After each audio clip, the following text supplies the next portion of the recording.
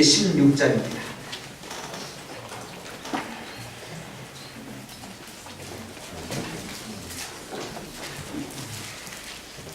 (16장) 1절로 12절까지의 말씀 교독하도록 하겠습니다. 구약성경 106면이 되겠습니다. 16장 1절로 12절까지의 말씀 한 절씩 교독하겠습니다. 1절 제가 봅니다. 이스라엘 자손의 온 회중이 엘림에서 떠나 엘림과 시내산 사이에 있는 신광야에 이르니 애굽에서 나온 후 둘째 달 15일이다.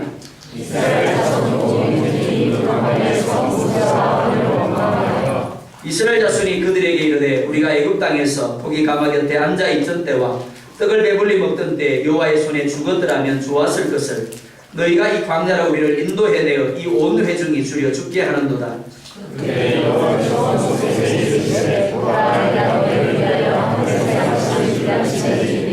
백성이 나가서 영원을 벗을 날마다 거둘 것이다. 이같이 하여 그들이 내 율법을 준행하나 아니하나 내가 시험하리라.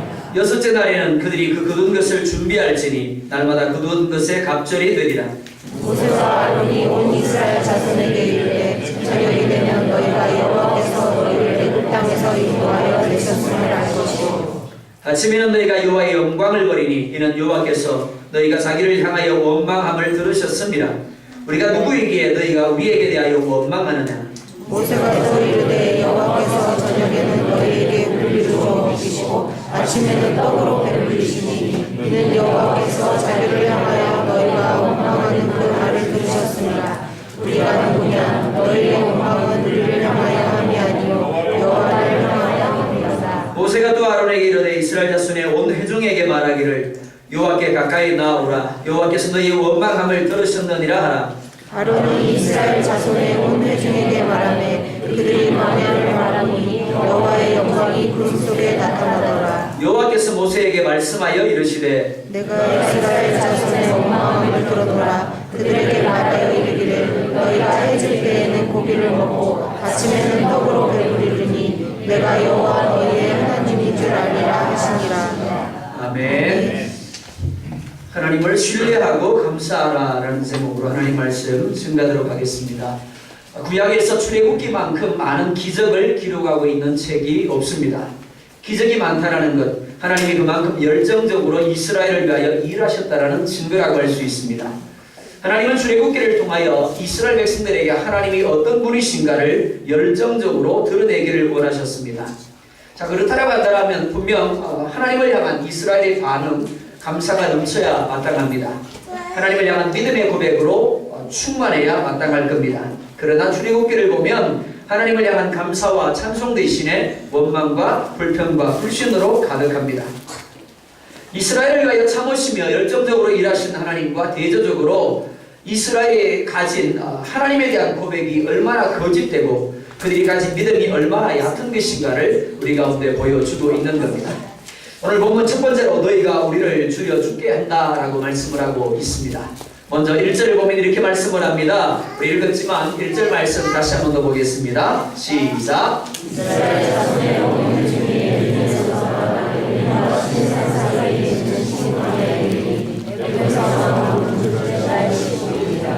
아멘. 엘림에는 물샘 12과 종려나무 이런 그루가 있었습니다. 사막에서 오아시스를 만난다는 것만큼 더 큰 기쁨이 없을 겁니다.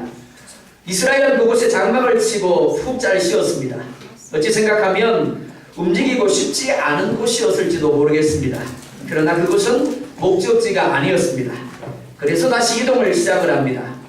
그래서 도착한 곳이 엘림과 시내산 사이에 있는 신광야라는 곳입니다.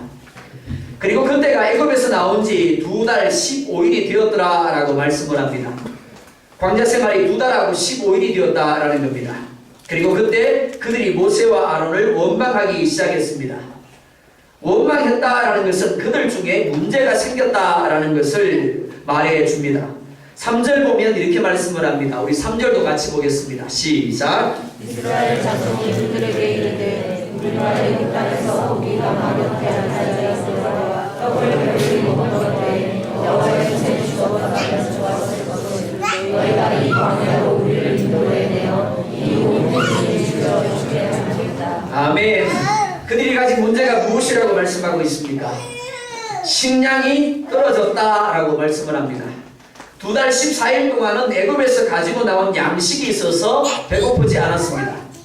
그런데 2달 15일이 된 때 가지고 나온 양식이 모두 떨어진 겁니다. 그래서 모세와 아론을 향하여 원망하기 시작했다라고 말하고 있습니다. 그렇다면 이들이 모세와 아론을 향하여 원망하는 내용이 무엇입니까? 이렇게 말합니다. 너희가 이 광야로 우리를 인도하여 내어 온 회중을 추려 죽게 하는도다. 주어가 무엇입니까? 하나님이 아닙니다. 너희가 라고 말하고 있습니다. 모세와 아론이 하나님과는 상관없이 자기들을 이끌어내어서 추려 죽게 한다라고 이야기를 하고 있는 겁니다. 반면 앞서 말씀을 보면 이렇게 말합니다. 우리가 애굽 땅에서 고기 가마 곁에 앉아있던 때와 떡을 배불리 먹던 때 여호와의 손에 죽었더라면 좋았을 것을. 자기들이 애굽에서 고기 가마 곁에 앉아서 살다가 죽는 것이 누구의 뜻이라고요? 하나님의 뜻이라고 이야기를 합니다. 마치 자기들이 모세와 아론보다 더 하나님을 잘 아는 것처럼, 하나님과의 관계가 더 좋은 것처럼, 하나님에 대한 믿음이 더 좋은 것처럼 이야기를 하고 있는 겁니다. 이들의 문제가 무엇일까요? 이들은 애굽에서의 삶이 아무런 문제가 없었다라고 이야기를 하고 있습니다.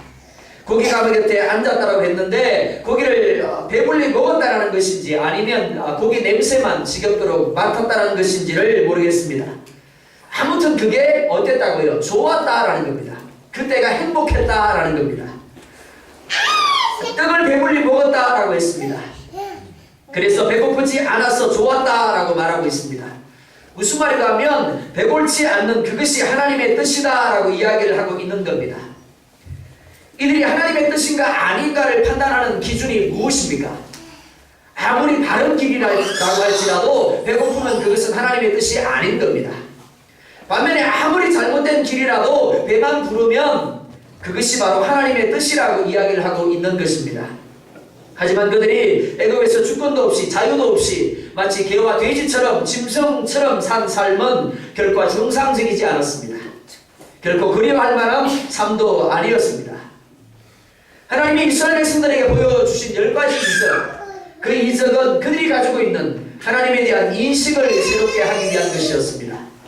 자신들에 대한 인식을 새롭게 하기 위한 것이었습니다. 홍해를 통해서 행하신 세례 역시도 마찬가지입니다. 그들의 마음을 새롭게 하기 위함이었고 애굽에서 그들이 가졌던 잘못된 가치관을 새롭게 하고 그들의 삶의 방식들을 철저하게 버리고 포기하게 하기 위한 작업이었습니다. 그런데 문제가 무엇입니까? 여전히 그들은 잘못된 가치관과 잘못된 의식에 매여서 애굽을 그리워하고 있었다는 겁니다.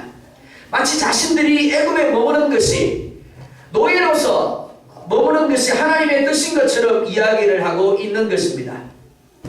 로마서 12장 2절을 보면 이렇게 말합니다. 너희는 이 세대를 본받지 말고 오직 마음을 새롭게 함으로 무엇을 받아요? 변화를 받아. 하나님의 선하시고 기뻐하시고 온전하신 뜻이 무엇인지 어떻게 하라고요? 분별하도록 하라라고 말씀을 합니다. 어떻게 하지 말라고요? 이 세대를 본받지 말라라고 말합니다. 왜요? 이 세대가 어떤 세대인데요? 이 세대는 육신의 정욕의 세대입니다. 안목의 세대이고 그리고 이성의 자랑에 붙들린 세대입니다.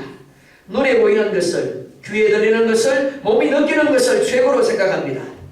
그러나 요한일서 2장 16절은 이렇게 말합니다. 우리 같이 읽겠습니다. 시작!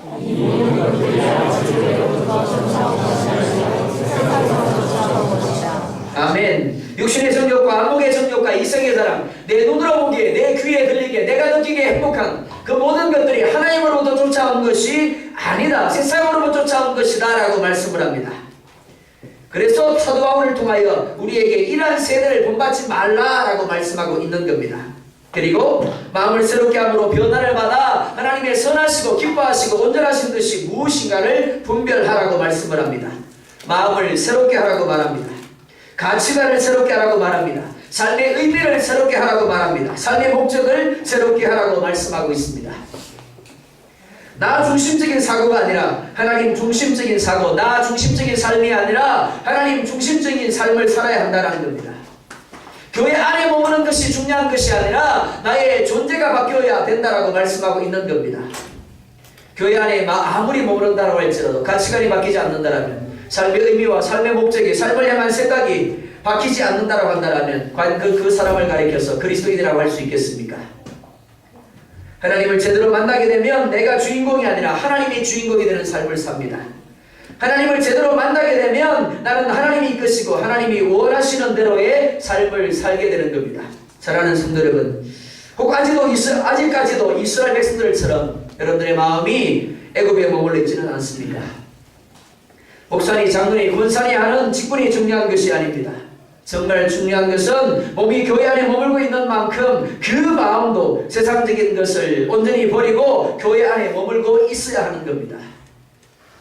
마음이 애굽에서 나오지 못했기 때문에 그들은 수없는 하나님의 기적을 보면서도 하나님을 신뢰하지 못한 겁니다. 하나님의 뜻을 분별하지 못하고 여전히 자기 사고방식에 얽매여서 하나님을 향하여 원망하고 모세와 아론을 향하여 원망하며 불평하고 있는 겁니다. 수없는 기적도 그들을 변화시키지 못한 겁니다. 단순히 기적을 보았을 뿐 그 가운데 계시는 하나님과의 만남을 누리지 못한 겁니다. 하나님과의 참된 만남을 가진 사도 바울이 무엇이라고 고백을 합니까? 빌립보서 3장 8절을 보면 이렇게 고백을 합니다. 우리 나의 고백으로 생각을 하고 함께 읽겠습니다. 시작.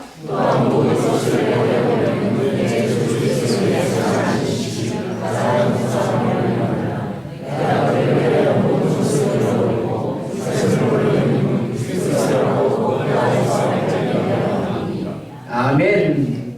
사도 바울도 우리와 똑같은 성정을 가진 사람입니다. 심지어 그는 열정적으로 그리스도인들을 핍박하는 자리에 있었던 사람입니다. 그런데 그런 그가 다메섹에서 주님을 만납니다. 단 한 번의 만남입니다. 그런데 그 한 번의 만남으로 말미암아 사도 바울이 빌립보서 3장 8절에서 이렇게 고백을 하고 있는 겁니다. 주님과의 만남 이후 모든 것을 스스로 잃어버리고 배설물로 여긴다라고 고백을 합니다. 그립지 않다라는 겁니다. 역겹다라는 겁니다. 오직 예수 그리스도를 아는 지식이 자기 자신에게 가장 고상하다고 이야기를 하고 있습니다. 이렇게 되기를 주의 이름으로 축원합니다. 그렇게 되기 위하여 마음이 떠나야 합니다. 몸만 떠나시면 안 됩니다. 세상적인 것들을 배설물로 여기고 스스로 잃어버리는 결단이 있어야 합니다. 그래야 온전한 믿음의 자리에 거할 수 있고 하나님과의 온전한 관계를 누릴 수가 있는 겁니다. 두 번째로 우리의 말하는 바를 들으시는 하나님입니다. 이러한 이스라엘에 대한 하나님의 반응을 4절은 이렇게 말씀을 하고 있습니다. 우리 4절 말씀 또한 같이 보도록 하겠습니다. 시작. 그때 여호와께서 모세에게 이르시되 보라 내가 너희를 위하여 하늘에서 하나님을 내려주시리니 백성이 나가서 영원한 약속을 날마다 볼 것이다. 이가 찾아야 그들이 내 율법을 지내거나 아니하나 내가 시험이라. 아멘. 그때라고 말씀을 합니다. 그때란 어떤 때입니까? 이스라엘이 원망하며 불평하는 때를 가리킵니다. 바꿔 말하면 하나님이 이스라엘이 불평하며 원망하는 것을 들으시던 때를 가리킵니다. 그래서 보면 7절 하반절을 보면 원망함을 들으셨음이라 라고 말합니다. 뿐만 아닙니다. 8절과 9절 12절에서도 반복적으로 이스라엘이 원망함을 하나님이 들으셨더라 라고 말씀을 하고 있습니다. 사랑하는 성도 여러분, 하나님이 우리가 말하는 모든 것들을 들으심을 믿으시기 바랍니다. 우리가 불신앙의 말을 할 때, 우리가 원망하며 불평할 때, 우리가 부정적인 말을 하고 비판적인 말을 쏟아낼 때 그 모든 것들을 들으십니다. 그 하나님이 무엇이라 말씀하고 있습니까? 이렇게 말합니다. 하늘에서 양식을 비같이 내리리니 백성이 나가서 일용할 것을 날마다 거둘 것이라. 하나님은 이스라엘의 불평을 들으시고 즉각적으로 반응을 하십니다. 즉 미리 준비하고 계셨다라는 겁니다. 이스라엘의 필요가 무엇인가를 미리 알고 계셨다라는 겁니다. 하나님이 아브라함에게 주신 약속을 성취하기까지 무려 430년 동안이나 이스라엘이 애굽에 머물러 있어야 했습니다. 이스라엘의 입장에서 본다면 분명 하나님이 언약을 잊어버리신 것으로 이해할 수 있습니다. 그러나 하나님은 이스라엘을 구원하시기 위한 아브라함에게 주신 언약을 성취하기 위한 계획을 이미 준비하고 계셨습니다. 다만 그때를 기다리고 계셨을 뿐입니다. 때가 되자 구원자 모세를 일으키시고 준비시키신 겁니다. 마찬가지입니다. 하나님은 애굽에서 나온 이스라엘의 양식이 언제 떨어질 것인가를 알고 계셨을까요? 몰랐을까요? 우리 이현주 집사님만 아는 것 같아요. 자, 다시 묻습니다. 하나님이 이스라엘 백성들이 애굽에서 나와서 양식이 언제 떨어질 것인가를 알고 계셨다, 몰랐다? 알고 계셨다. 아멘. 그렇습니다. 알고 계셨습니다. 예, 가정주부들에게 가장 큰 고민이 무엇일까요? 아마 식사 고민이 아닐까 싶습니다. 가정주부들은 가족들이 밥을 달라고 하지 않아도 아침에는 뭘 먹고 저녁에는 뭘 먹어야 할 것인지를 이미 생각을 하고 있습니다. 아침 먹고 돌았으면 점심 때는 뭐 해줘야 되지. 예, 설거지하면서 그 다음 점심을 생각을 하는 겁니다. 물론 가족들은 모릅니다. 그걸. 그죠? 그래서 이렇게 얘기합니다. 밥 언제 줘? 신경질 나죠? 예. 마찬가지입니다. 하나님도 이스라엘을 먹이시기 위하여 이미 준비하고 계셨습니다. 그러나 이스라엘은 그런 하나님을 향하여 신뢰하지 못했습니다. 지금까지 각가지 이적을 통해서 역사하셨고 구름과 불기둥으로 인도하셨지만 하나님을 신뢰하지 못한 겁니다. 그래서 기다리지 못합니다. 그래서 감사하지 못합니다. 그래서 이렇게 말합니다. 왜 밥 안 줘? 양식이 떨어진 것을 보자마자 기다렸던 시 하나님을 향하여 따집니다. 원망합니다. 불평합니다. 왜 밥 안 주시는데요? 이것이 애굽의 습성입니다. 이것이 죄악의 습성입니다.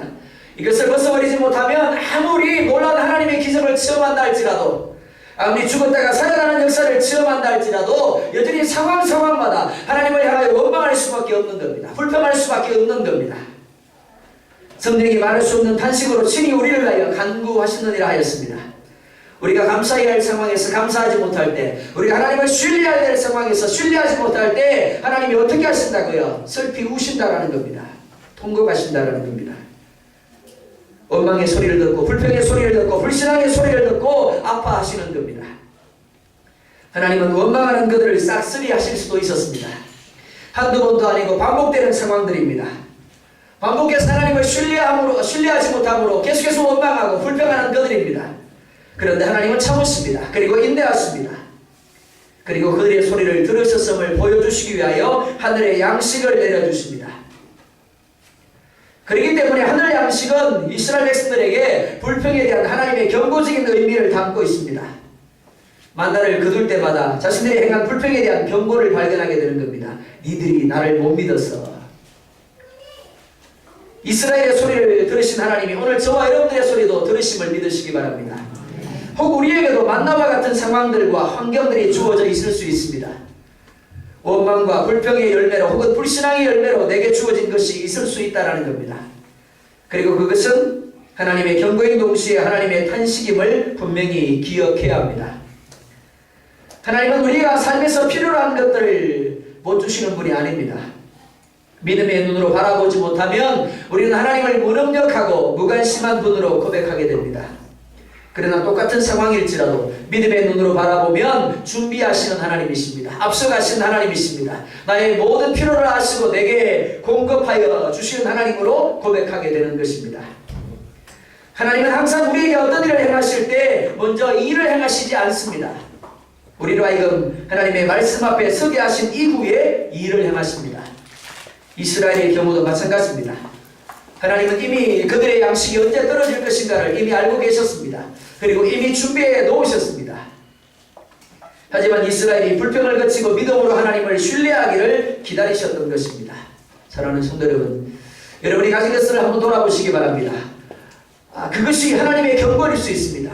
하나님의 탄식일 수 있습니다. 여러분들이 가지지 못한 것을 또한 생각해 보시기 바랍니다. 하나님이 믿음의 고백, 감사의 고백을 듣기를 기다리고 계십니다. 가지지 못한 것으로 말미암아 하나님을 향하여 원망하는 것이 아니라, 불평하는 것이 아니라, 불신앙의 말을 하는 것이 아니라 하나님을 향하여 믿음의 말을 하고 감사의 말을 할 때 하나님이 그 믿음을 보시고 여러분들의 필요를 채워주실 줄 믿습니다. 아브라함이 이삭을 향하여 칼을 내리칩니다. 그때 하나님이 이렇게 말합니다. 이제야 네가 나를 경외하는 줄을 내가 알겠다. 그리고 준비하신 수양을 보게 하십니다. 이미 하나님이 준비해 놓으셨지만 우리 눈에는 보이지 않습니다. 왜요? 우리의 믿음이 아직 준비되지 않았기 때문입니다. 그러다 우리가 믿음으로 하나님을 향하여 비록 주시지 아니했지만, 비록 드러나지 아니했지만 이미 주신 줄 믿고 감사합니다라고 말할 때, 그때 아브라함이 수양을 발견했던 것처럼 하나님이 준비하신 것들을 우리가 보게 되는 겁니다. 우리의 눈을 여십니다. 우리의 길을 여십니다. 그리고 보게 하시며 얻게 하시며 누리게 하시는 겁니다. 하나님은 이스라엘의 불평을 들으십니다. 그러나 또한 그들에게 하늘의 양식을 주셨습니다. 세 번째를 보면 시험하시는 하나님에 대하여 말씀을 합니다. 4절 하반절을 보면 이렇게 말합니다. 이같이 하여 그들이 내 율법을 준행하나 아니하나 내가 무엇할 것이라고요? 시험하리라. 무슨 말인가 하면 하늘의 양식을 통하여 하나님이 그들의 믿음을 달아보겠다라는 겁니다. 그들을 훈련하시는 도구로 사용하겠다라는 겁니다. 하나님이 어떤 분이신가를 다시금 깨닫게 하심으로 말씀에 대하여 순종하는 법을 훈련시키고자 하신 겁니다. 이스라엘이 애굽에서 나왔지만 여전히 애굽의 습성을 버리지 못하고 불신앙, 불순종의 모습을 드러낸 것처럼 저와 여러분들에게도 여전히 죄의 습성이 남아 있습니다. 여전히 세상적인 것들이 남아 있습니다. 그래서 이스라엘 백성들처럼 하나님을 신뢰하지 못하고 불평함이 원망합니다. 불순종합니다. 그래서 훈련이 필요합니다. 그래서 예배가 필요합니다. 여러분들에게 묻습니다. 어느 정도 예배하면 하나님이 원하시는 사람으로서 살아갈 수 있을까요? 어느 정도 기도하면 하나님이 원하시는 삶을 살 수 있겠습니까? 어느 정도 말씀을 묵상하면 하나님이 원하시는 사람으로 설 수 있을까요? 자, 우리 중고등부 저를 보세요. 저쪽으로 보지 말고요. 어느 정도 훈련을 받으면 하나님이 원하시는 완전함의 자리에 이룰 수 있겠습니까? 여러분들은 그 완전함을 위해서 얼마나 예배하고 있습니까? 얼마나 기도하고 있고 얼마나 하나님 말씀을 묵상하고 있고 얼마나 훈련받고 있습니까? 바꿔 말하면 하나님, 나는 더 이상 예배가 필요 없고요. 나는 더 이상 기도가 필요 없고요. 하나님, 더 이상 말씀이 필요 없고요. 더 이상 훈련이 필요 없습니다. 그래서 그 정도 예배하고 그 정도 기도하고 그 정도 말씀 보고 그 정도 훈련하는 겁니다. 여러분들 자신을 한번 돌아볼 수 있기를 원합니다. 이스라엘은 무려 40년 동안이나 이적을 보았습니다. 하나님의 음성을 들었습니다. 훈련받았습니다. 그런데 그 훈련을 통과한 사람은 겨우 2사람뿐이었습니다. 우리의 삶의 여정은 훈련의 시간들입니다. 하나님의 말씀에 온전히 반응하는 자가 되게 하시기 위하여 하나님 나라에 합당한 거룩한 자가 되기 위하여 하나님이 우리를 훈련해가는 광야의 시간들입니다. 훈련소에서는 하고 싶다고 마음대로 할 수 없습니다. 내 생각대로 내 뜻대로 할 수 없습니다. 정해진 훈련 프로그램대로 절대적으로 따라야 하는 겁니다. 그래야만 제대로 훈련을 끝내고 퇴소할 수 있는 겁니다. 하나님은 이스라엘 백성들을 애굽에서 이끌어내실 때 그들에게 앞으로 되어질 일들에 대하여 구체적으로 이렇게 될 것이다 라고 가르쳐 주지 않았습니다. 홍해 앞에 이렇게 될 것을 말씀해 주지 않았습니다. 마라에 이렇게 될 것을 말씀해 주지 아니했고 마라로부터 얼마 못 가서 엘림이 있을 것을 말씀해 주지 않았습니다. 그리고 신광야에서 양식이 떨어질 것도 말씀해 주지 않았습니다. 왜요? 이스라엘 백성들이 애굽에서 나올 때 자, 너희들이 가야 될 일정은 이런 것이다 라고 구체적으로 그들 가운데 가르쳐 주었다라면 어떨까요? 그들 원망하지 않았을 겁니다. 불평하지 않았을 겁니다. 자, 너희 애굽에서 나가긴 나가는데 홍해 앞에 이르를 때 바로가 너희를 쫓아올 거야.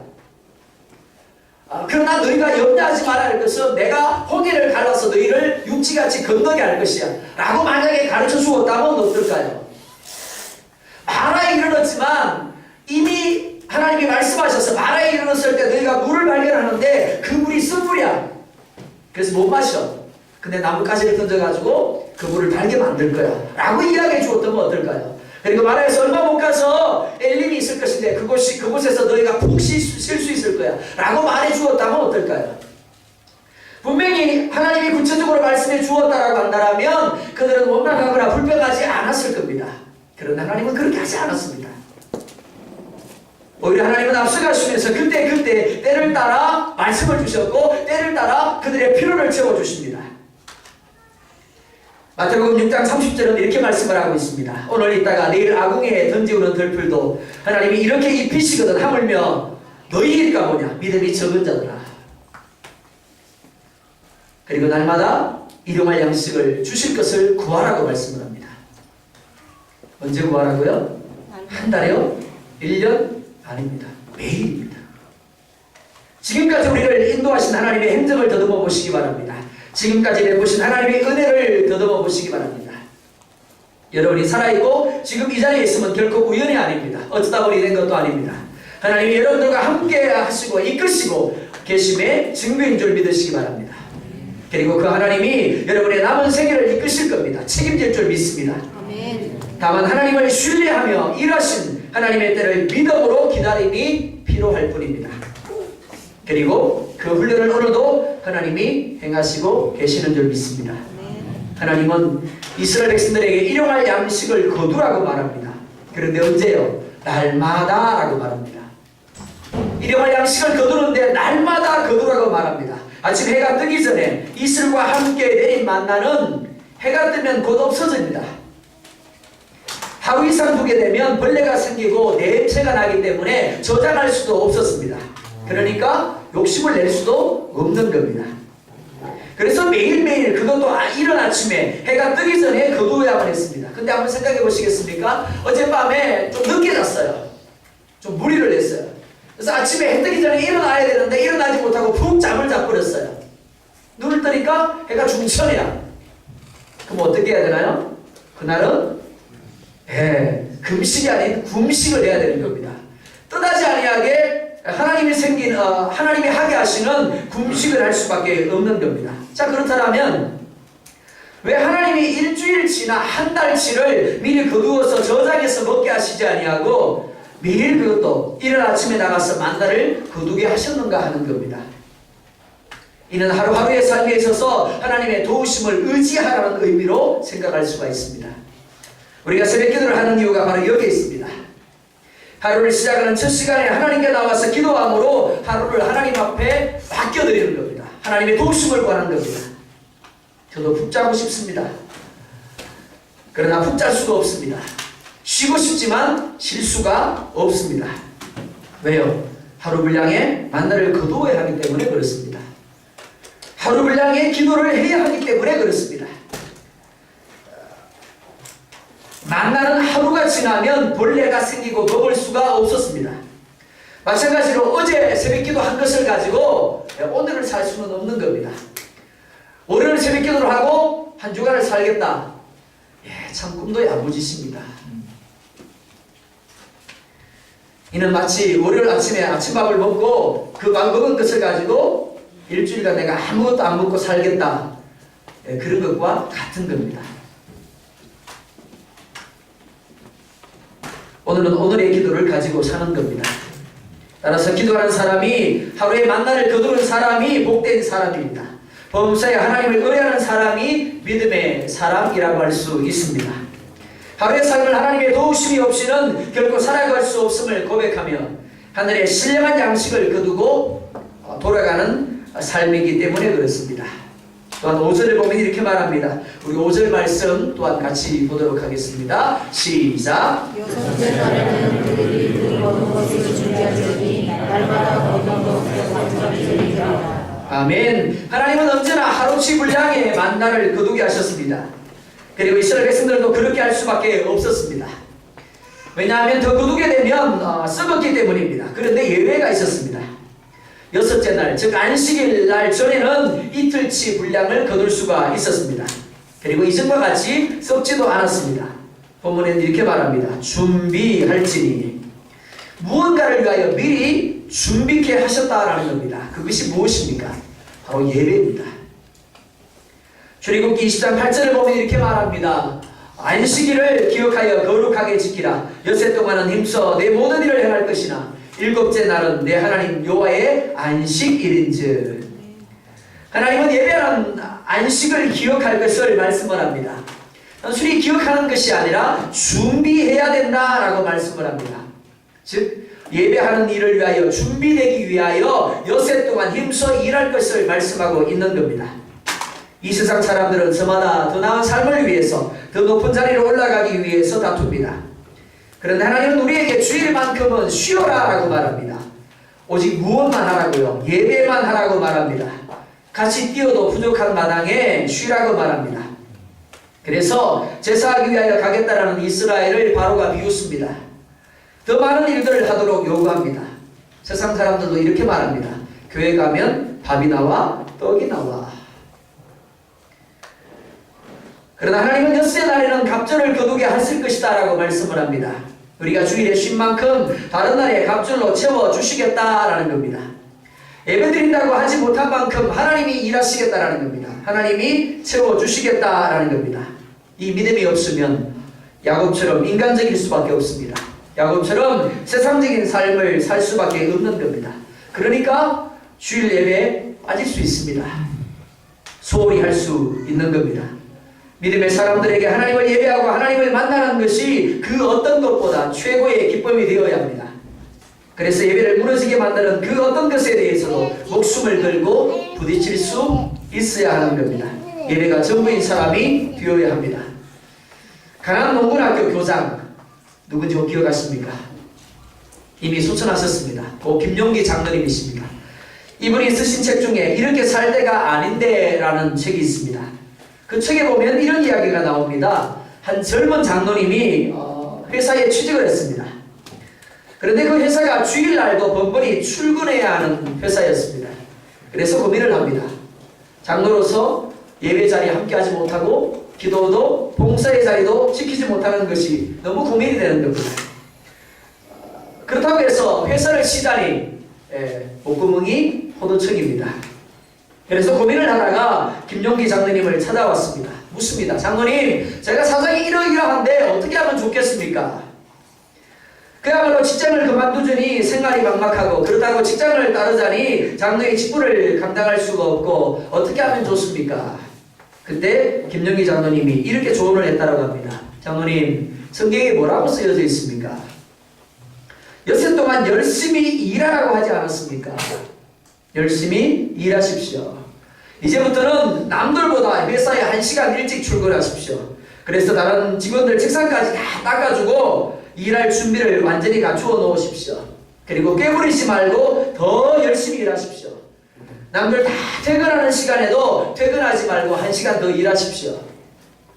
가끔은 사장님 댁에 가서 정원에 풀도 뽑아주고 허드렛 일도 도와주고 이렇게 하십시오. 여러분들 같으면 이렇게 하시겠습니까? 이 장로님은 김용기 장로님 이야기를 듣고 그렇게 했다고 합니다. 열심히 일했습니다. 남들보다 1시간 일찍 출근하고 1시간 늦게 퇴근을 했습니다. 그리고 남들이 쉬는 시간에도 쉬지 않고 열심히 일을 했습니다. 그리고 틈날 때마다 사장님 댁에 가서 허드렛 일을 도와주었다고 합니다. 어떻게 되었을까요? 회사의 사장으로부터 모든 직원들 사이에 이 장로님의 성실함이 그리고 능력이 인정을 받게 되었습니다. 다들 회사의 보배라고 진정한 일꾼이라고 칭찬을 받게 되었습니다. 그때 두 번째 단계 김용기 장로님이 가르쳐주신 방법을 실천을 했습니다. 뭘까요?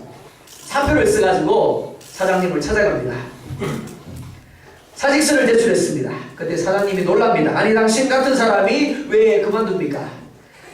월급이 적습니까? 그때 이 장로님이 이렇게 이야기했다고 합니다. 아닙니다. 제가 그래도 명식이 교회 장로인데 주일날 회사 업무로 자꾸 출근하다 보니 예배를 드릴 수가 없고 정말 제 신앙 양심에 가책이 되어서 안 되겠습니다.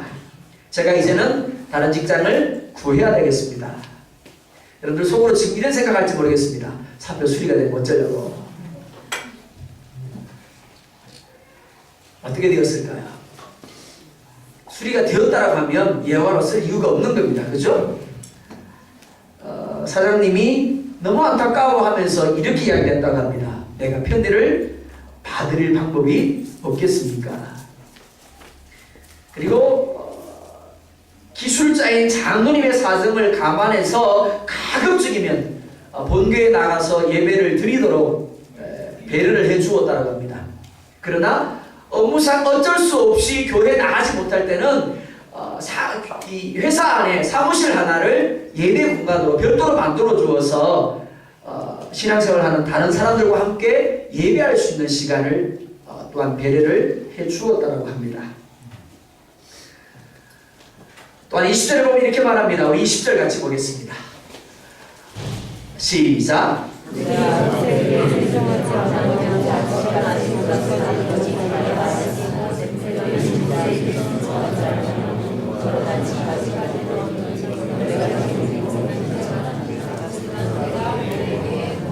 아멘. 사람들에게는 본래 소유하고자 하는 습성이 있습니다. 내게 들어온 것 움켜쥐려고 하는 습성이 있습니다. 왜요? 내 것이라는 생각을 가지고 있기 때문에 그렇습니다. 내 노력, 내 희생을 통해서 얻은 것이라고 생각하기 때문에 그렇습니다. 그러나 하나님은 소유하려고 하지 말라라고 말씀을 합니다. 왜요? 내 것이 아니라 하나님의 것이기 때문에 그렇습니다. 하나님의 뜻, 하나님의 목적을 위하여 내게 맡겨주신 것이기 때문에 그렇습니다. 우리에게 물질이 있습니다. 우리에게 지혜가 있습니다. 우리에게 건강이 있습니다. 그것은 어떤 목적을 위해서 하나님이 우리에게 주신 것입니다. 분명히 나의 노력이 들어갔습니다. 나의 희생이 들어갔습니다. 그러나 궁극적으로 본다면 하나님이 노력과 희생이 가능하도록 우리의 환경을, 상황을 만들어 주신 것입니다. 그렇기 때문에 하나님이 기뻐하는 목적을 위하여 사용하고 자기 자신을 위하여, 내일을 위하여 남겨두거나 쌓아두지 말라라고 말씀을 합니다. 내일은 내일의 것으로 하나님이 또 채워주실 것이기 때문에 그렇습니다. 그런데 이스라엘 백성들은 그렇게 하지 않았습니다. 자, 씨를 뿌립니다. 평년작이 몇 배라고 말씀드렸습니까? 30배라고 말씀드렸습니다. 평년작이 30배입니다. 좀 잘되면 60배입니다. 정말 잘되면 100배요. 그렇습니다. 잘 아시네요. 하나님이 우리에게 씨앗을 주셨습니다. 어떤 씨앗이요? 복의 씨앗을 주셨습니다. 이 복의 씨앗을 움켜 잡고 있으면 어떻게 될까요? 그냥 씨앗입니다. 근데 이것을 뿌렸습니다. 그럼 몇 배요? 못해도 30배입니다. 잘 되면 60배입니다. 더 잘 되면 100배입니다. 어떻게 100배의 결실을 거둘 수 있을까요? 더 많은 씨앗을 뿌리면 됩니다. 그러면 100배의 결실을 얻을 수 있는 겁니다. 하나님이 주신 것을 가지고 하나님이 원하는 대로 더 많은 씨앗을 뿌리게 될 때 하나님이 더 많은 결실들을 우리 가운데 얻게 하시는 겁니다. 그런데 이스라엘 백성들은 그렇게 하지 않았습니다. 움켜쥐고 있었습니다. 그야말로 쇠가 빠지게 고생해서 얻은 것을 다른 사람에게 주고 싶지 않았던 겁니다. 그런데 결과가 무엇입니까? 벌레가 생기고 냄새가 난지라 라고 말합니다. 하루는 돼지가 저수를 찾아와서 불평을 합니다. 나는 왜 사람들한테 인기가 없을까? 사람들이 저수는 대단히 칭찬하면서 왜 나는 칭찬하지 않을까? 너는 우유와 버터만 주지만 나는 내 모든 살들을 주고 껍데기까지 주고 심지어 나의 족발까지 주는데도 왜 사람들이 나를 좋아하지 않을까? 칭찬하지 않을까? 이 말을 들은 저수는 한참을 생각하다가 이렇게 이야기를 했다라고 합니다. 아마도 나는 살아있을 때 주고 너는 죽어서 주기 때문일 거야. 무슨 말인지 아시겠습니까? 죽어서 주려고 하지 마십시오. 살아있을 때 하나님이 내게 생명을 주셨고 하나님이 내게 건강을 주셨고 하나님이 내게 지혜를 주셨고 내게 능력을 주셨을 때 물질을 주셨을 때 그것을 어떻게 하라고요? 저소처럼 나눌 수 있기를 원합니다. 현재 여러분의 시간에 이스라엘이 머물렀던 신광야일 수 있습니다. 여기까지 인도하신 하나님 그리고 인도하시는 하나님을 믿음으로 감사할 수도 있고 불평하며 원망할 수도 있습니다. 그러나 하나님은 신광야에서 이스라엘을 테스트하신 것처럼 여러분을 테스트하십니다. 다음 주일은 주수감사주일 겸 교회 창립 10주년 감사일로 드립니다. 고대 중동 지방에서 양털을 깎는 날 최고 잔치 날이었습니다. 그래서 주변 사람들을 초청을 했습니다. 잔치를 벌이고 그들과 함께 나누었습니다. 여러분도 하나님이 여러분에게 주신 것을 감사할 수 있기를 원합니다. 그리고 주변 사람에게 작은 선물이라도 나누면 좋겠습니다. 아파트에 사십니까? 오래된 있죠? 관리인 있죠? 예, 그들이 있기 때문에 여러분들의 집이 지켜줌을 입었을 줄 압니다. 이번 추수감사절 선물 하나 주십시오. 뭡니까? 그러면 땡스기빙 데이하고 추수감사절 하나님이 내게 준 은혜를 당신에게 내가 나누는 거라고 그렇게 고백하면서 큰 거 안 하셔도 됩니다. 아주 작은 것 나누시면서 하나님이 준 은혜를 고백할 수 있었으면 좋겠습니다. 또한 들어올 때 받으신 주보 안에 추수감사헌금 봉투가 있을 겁니다. 못 받으신 분 갈 때 가져가시면 좋겠습니다. 절기 때마다 헌금에 대한 부담감이 있으리라 생각이 됩니다. 저도 사실은 헌금에 대해서 이야기하기가 참 그렇습니다. 저는 많이 하라는 이야기는 절대 안 합니다. 그러나 빠지지 말라는 이야기를 합니다.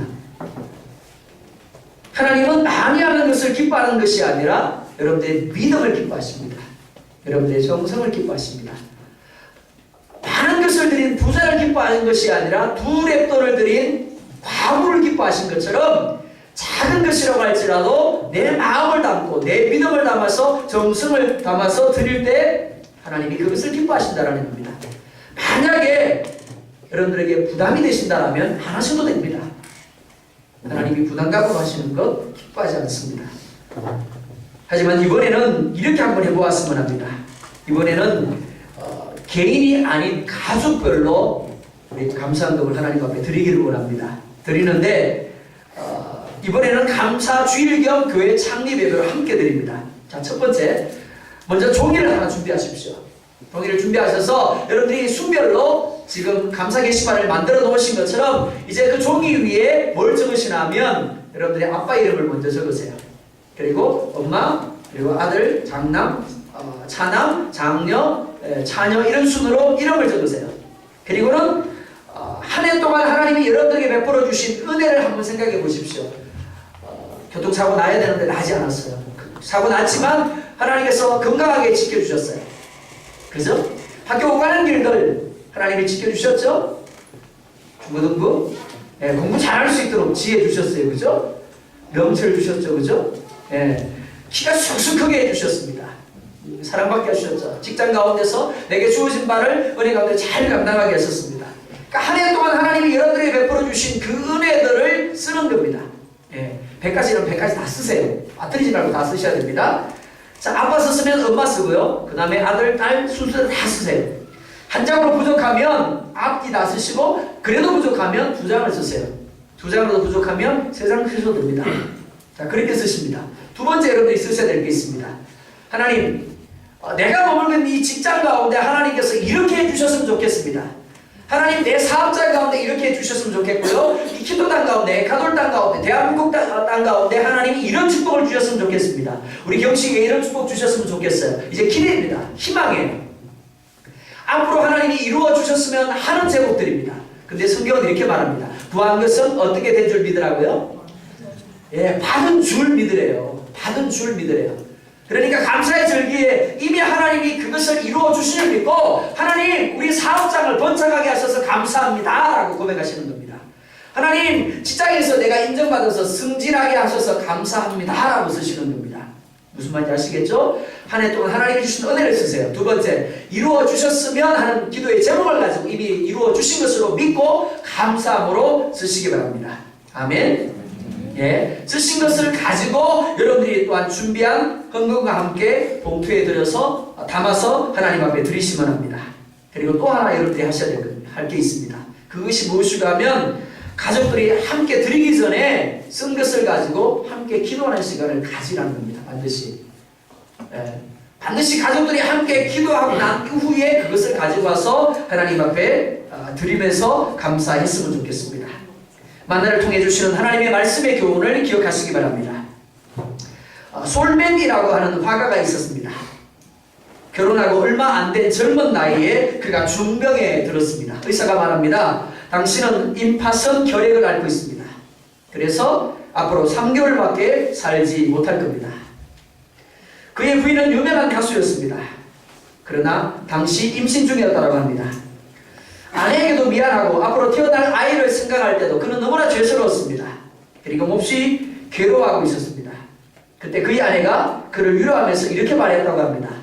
3개월 밖에 못 산다고 생각하지 말고 하나님께서 3개월을 허락해 주셨다고 생각하며 감사합시다. 그래서 두 사람은 기뻐하며 감사했고 열심히 일을 했다고 합니다. 그는 남은 3개월 동안 열심히 그림을 그렸습니다. 그런데 어느새 그의 병이 씻은 나아버렸습니다. 그가 그림 중에 유명한 것이 있습니다. 여러분들 가정에도 혹 있을지 모르겠습니다. 바로 예수님의 초상화 그림입니다. 전 세계적으로 이 사람이 그린 예수님의 초상화 그림이 유명을 합니다.